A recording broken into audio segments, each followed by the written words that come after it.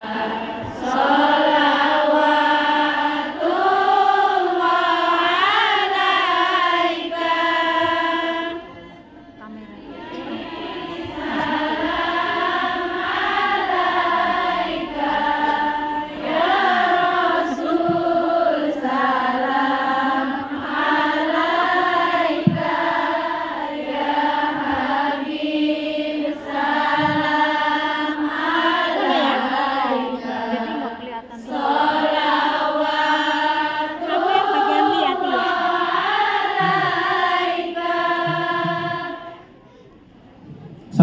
warahmatullahi wabarakatuh. Waalaikumsalam warahmatullahi wabarakatuh. Alhamdulillahirabbil alamin wa bihi nasta'in ala umuri dunya waddin. Allahumma shalli ala sayyidina Muhammad.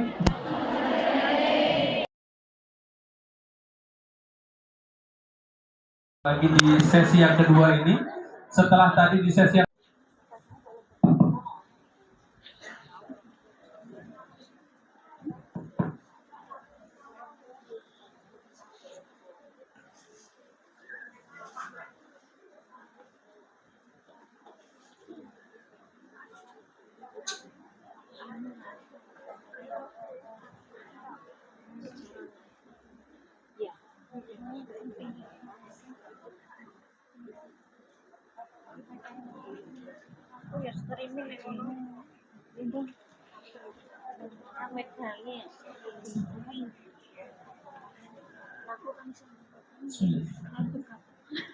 Assalamualaikum warahmatullahi wabarakatuh.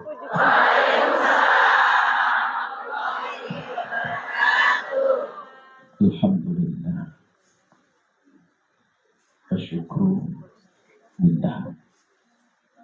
Wassalatu wassalamu ala rasulillah habibina sayyidina Muhammad bin Abdillah wa ala alihi wa ashabihi wa mawalah. Allahumma ya Rabbana a'inna ala ta'atik, a'inna ala ta'atik, a'inna ala dhikri wa syukri ni'amik. Allahumma ya Rabbana atina bihadid dunya hasanah wa fil akhirati hasanah wa qina ya Rabbana adzaban nar. Innaka anta ala kulli syai'in qadir. Warzuqna ya Rabbana taubata qabla al-maut wa syahadata 'inda al-maut wal jannata ba'da al-maut. Amma ba'd. Yang sangat kami cintai para pejuang keluarga, pejuang jiwa mulia, karena khusnudan kami yang pergi ke tempat ini bukan orang Islam, karena sebuah hajat yang besar, bermacam-macam hajat. Ada yang subhanallah karena mungkin salah atau karena satu hal, dia punya utang, kemudian dia pergi ke tempat ini agar bisa membayar utangnya. Membayar utang adalah wajib, maka apa yang dilakukan menjadi sebuah kebaikan. Ada yang berpikir tentang masa depan sekolah anak-anaknya. Ada yang berpikir minimal untuk menjadikan dirinya orang mandiri, tidak merepotkan orang lain. Ada orang hidupnya itu merepotkan orang lain, meminta, jadi benalu, dan Nabi tidak senang orang seperti itu. Akan tapi keberadaan kalian di tempat ini, insya Allah tanda-tanda kebaikan. Maka dari itu harus tahu tujuannya. Harus tahu tujuannya. Kalau sudah hajat-hajat tersebut sudah mulai tampak atau telah terkabul, hendaknya berpikir untuk menjalani hidup yang normal, sempurna, normal. Hidup dengan keluarga. Apakah kamu tidak kangen sama suamimu? Kangen.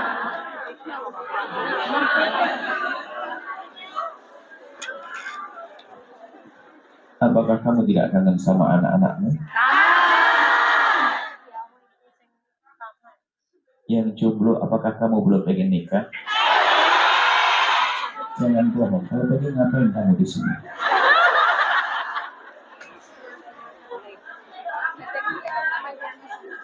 Doa itu separuh perjalanan usaha, separuhnya adalah harus siap beneran. Baik, maksudnya gini, dia berharap bahwasanya yang kesini bukan terlena.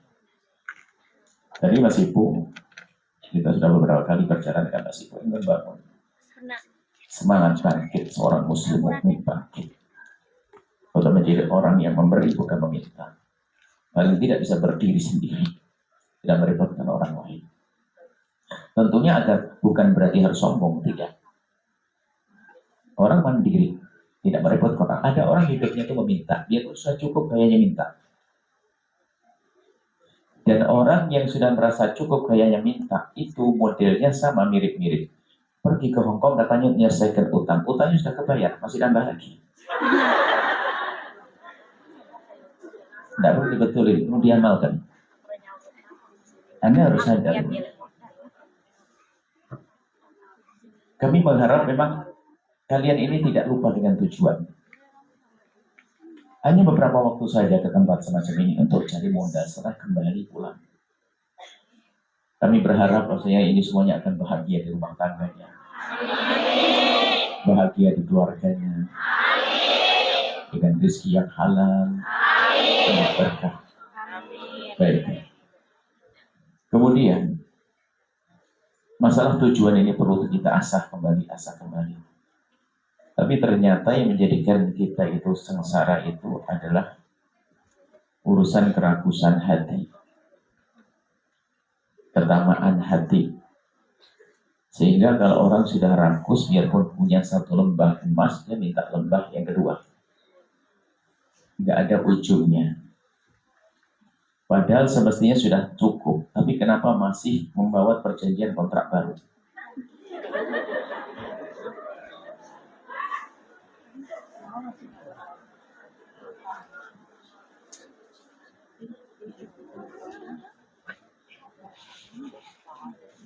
Apa?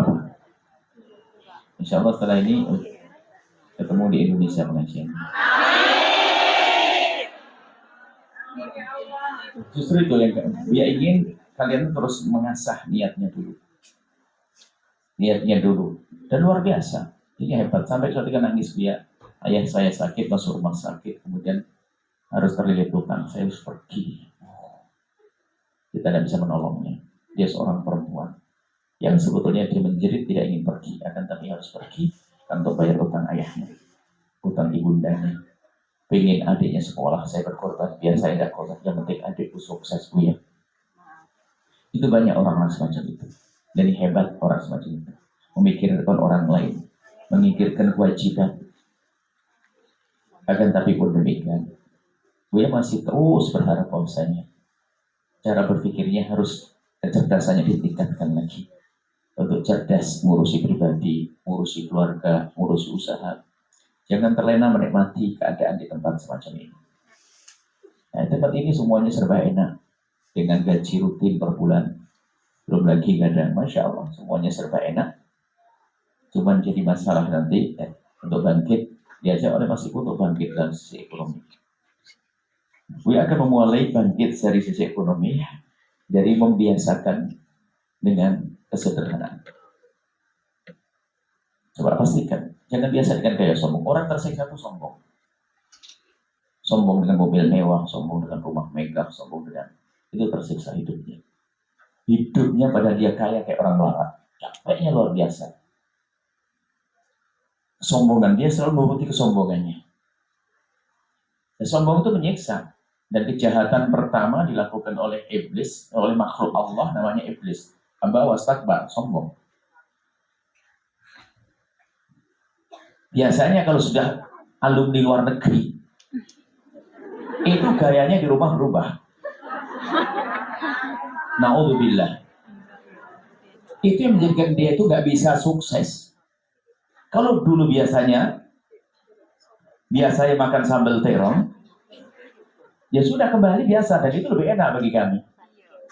Nggak usah action. Kadang-kadang sengaja dipaksain gaya makanan yang ada di Hong Kong dan sebagainya. Padahal dia sendiri tidak terlalu menikmati amat, hanya kesombongannya menjadikan dia menikmati. Action. Sehingga pulang ke rumah kelihatannya sebelumnya waktu masih di Hongkong bisa beli motor, beli rumah, beli ini. Pulang ke rumah 6 bulan dijual lagi, balik lagi ke Hongkong. Nyungsep. Pasti dia tidak cerdas orangnya. Kalau ada di sini angkat tangan. Tidak cerdas orang itu. Sekarang dengan Buya harus cerdas. Biasakan dengan kesederhanaan. Nggak usahlah. Kalau sudah ikut orang kampung, ya sudah gaya hidup orang kampung, makan seperti mereka. Pergi ke pasar, nggak usah gayanya harus supermarket. Itu pasar di perempatan jalan itu murah-murah itu. Sambil nolong ibu-ibu yang belanjanya ke pasar besar untuk dibawa ke perempatan. Ingat nggak? Nah itu loh, belanja di situ sambil nolong saudara kita. Lebih murah kadang-kadang. Nggak usah action gaya, mau saya alumni Hongkong, kok sorry itu. Belanjanya di pasar tradisional. Saya harus supermarket kangkung itu kalau di pasar tradisional harganya cuma 250, masuk supermarket 1500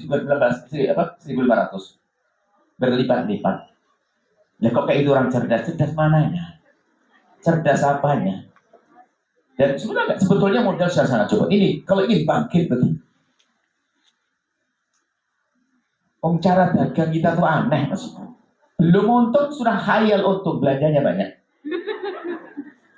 Ini kebayang nanti kalau saya belanja begini, insya Allah akhir pekan dapat untung begini. Belum jualan ini, sudah pesen dia kredit. Mana bisa orang itu maju? Tolong jangan hanya senyum tok, diamalkan ini. Dia pengen bahwasanya kalian pulang ke rumah biasakan dengan gaya hidupmu dulu, dengan kesederhanaan, modal bisa digunakan lebih manfaat lagi, kemudian juga gampang. Mungkin Mas Bos sudah ngomong, jangan gampang silo dengan tawaran bisnis. Banyak dibohongi orang-orang. Bahkan hanya sebetulnya nanti minta tolonglah Mas Ibu coba dibuat program bisnis besar-besaran yang sekiranya saya juga bisa sambil ya namalkan ilmu yang diambil di Hongkong. Kan ada ilmunya ngaji begini, lalu bisnis saya jalan bagaimana. Tapi sebenarnya bisnis apa saja bisa. Orang tidak usah gengsi dengan jualan teh. Bos teh jadi kaya-kaya. Nah, jadi masalah adalah kadang kesombongan tadi, betul. Jadi kalau sudah tempel luar negeri, kadang mohon maaf. Yang pernah keluar negeri itu adalah cara hidupnya susah. Yang pernah di Saudi, yang pernah ini, termasuk sampai guyonan kita. Mahasiswa itu kalau sudah belajarnya sambil cari duit, nah, itu berdakwah jadi males. Kenapa? Enakan cari.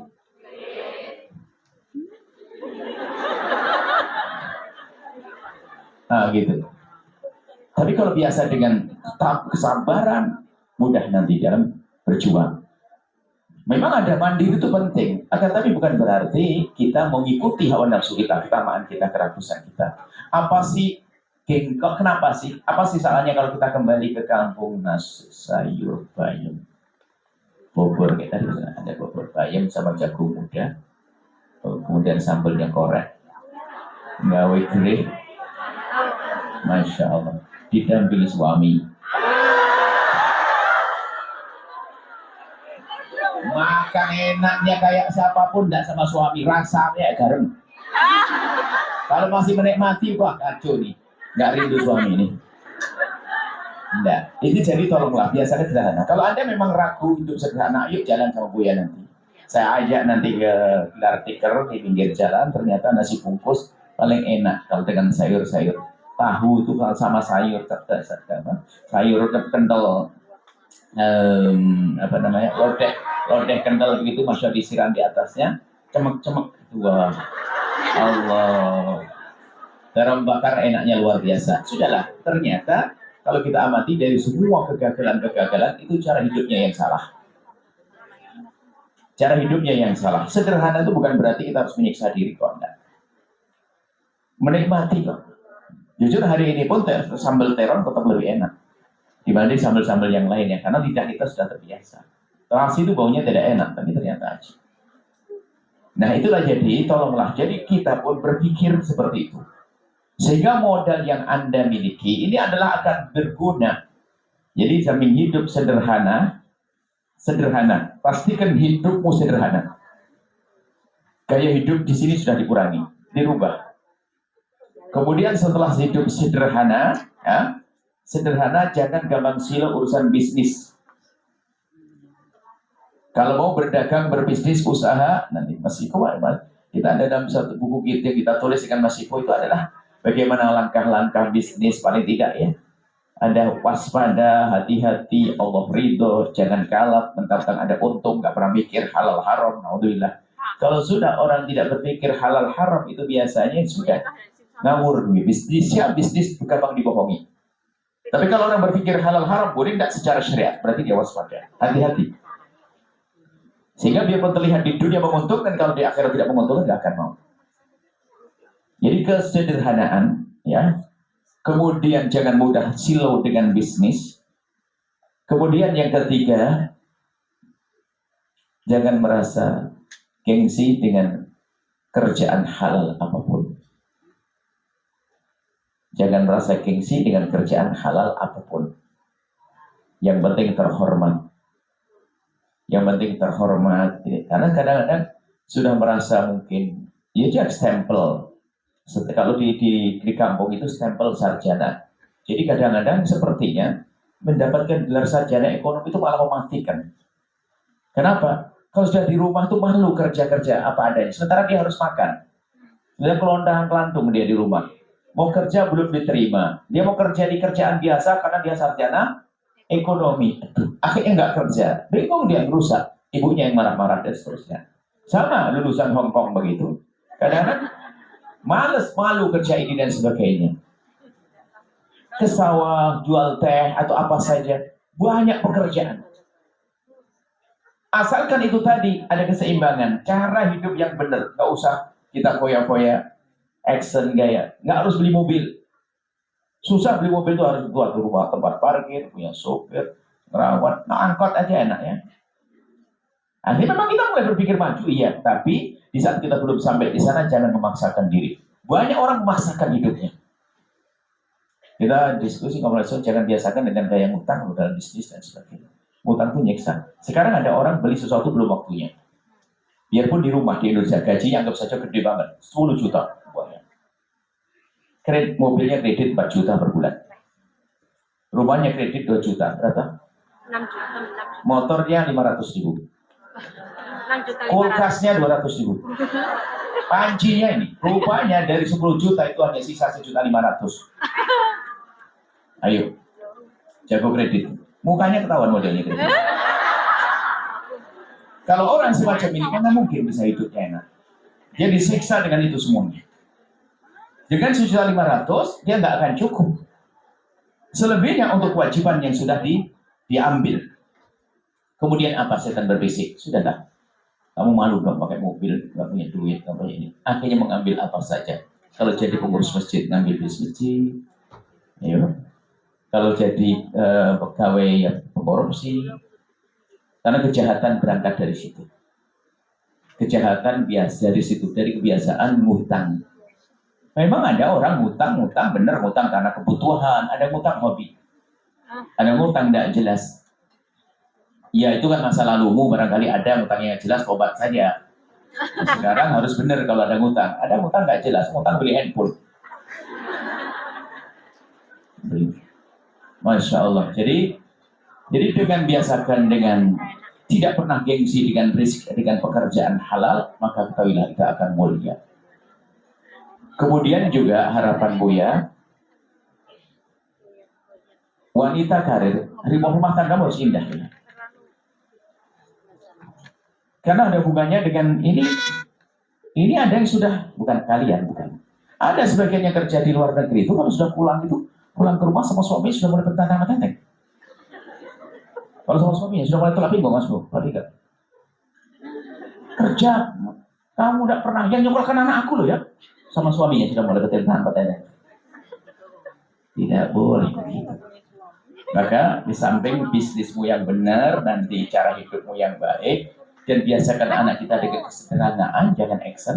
Kemudian setelah itu, nah ini dalam rumah tanggamu pun harus ada rambu-rambunya.